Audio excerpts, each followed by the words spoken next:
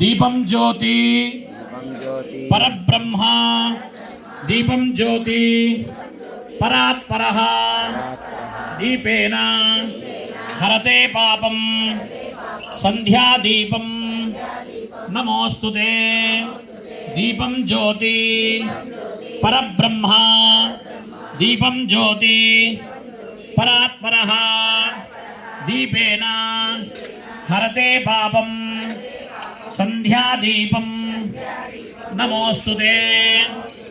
जय बोलो गो माता की, श्री कृष्ण भगवान की, भू माता की, भारत माता की जय శ్రీమన్నారాయణ। ఈరోజు గోమయ ప్రమిదలతోటి ఈ వాసన ఈ మొత్తం కూడా వాతావరణ కాలుష్యం దొరుకుతుంది ఈ పొగ వల్ల, ఒక అద్భుతం। ఈ ప్రమిదలు మొత్తం అయిపోయిన తర్వాత ఈ పొడి కూడా మనం తీసుకుపోయి బ్రష్ కూడా వేసుకోవచ్చు, అంత అద్భుతమైంది అనమాట। కాబట్టి ఇది ఒక అద్భుతమైన ఘట్టం।